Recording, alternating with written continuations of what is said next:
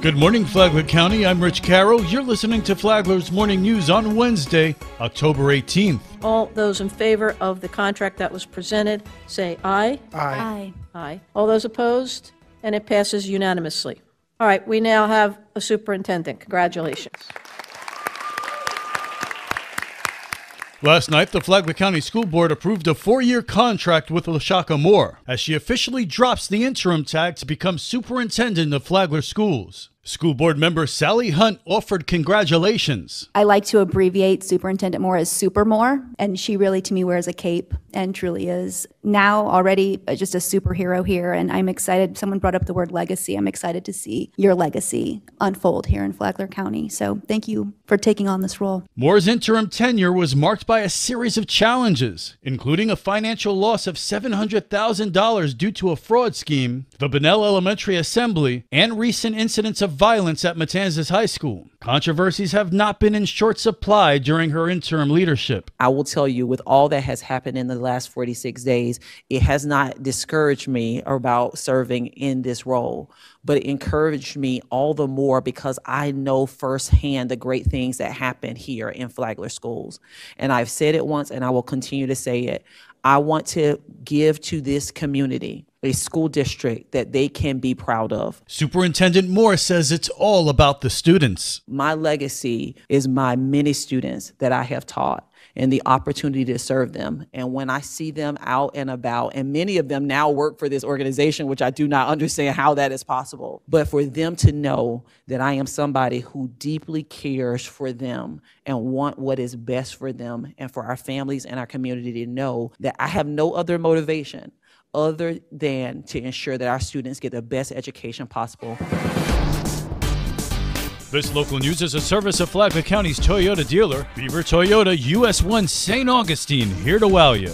We have found and built a home here 50 years ago. And Temple Beth Shalom is celebrating a half-century of worship and service in Palm Coast. Mayor David Alfin recognized the Jewish organization with a proclamation and declared October 27th, next Friday, as Temple Beth Shalom 50th Anniversary Celebration Day. For 1/2 century, Temple Beth Shalom has succeeded in sustaining Jewish traditions in Palm Coast, serving as a welcoming, loving gathering place for prayer, education, sharing, and caring.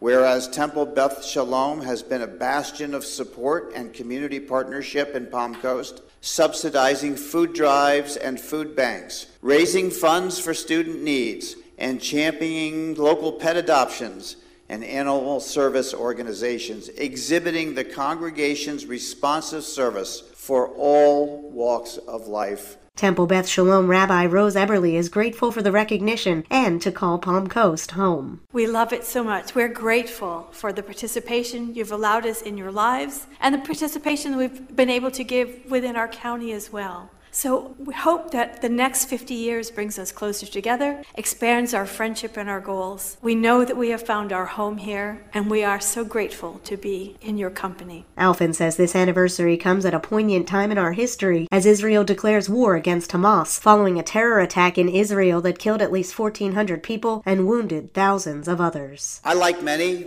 am lost in the moment of human conflict, but certainly I wish everyone safety and well-being, everyone that's in harm's way. From the WNZF Newsroom, I'm Amy Cherry. How can the Chamber of Commerce help the city and county grow? Greg Blasé, the president and CEO of the Palm Coast Flagler Regional Chamber of Commerce, said they could help with two parts of growth. There's the new company that's going to come in, and that's the sexy story that everyone wants to talk about, where the bread is really buttered in economic development, and where I think the chamber can play a role in economic development is the support to local businesses and strengthening and helping local businesses grow. Blasé added that the chamber already provides services, education, and events through Daytona State University. You can listen to the Business Report here on WNZF on Saturday mornings at 10 and on the Flagler radio app. Tomorrow, how much will businesses grow in Flagler County? From the WNZF Newsroom, I'm Deb Albertson. And now you're up to date on Flagler's Morning News. I'm Rich Carroll.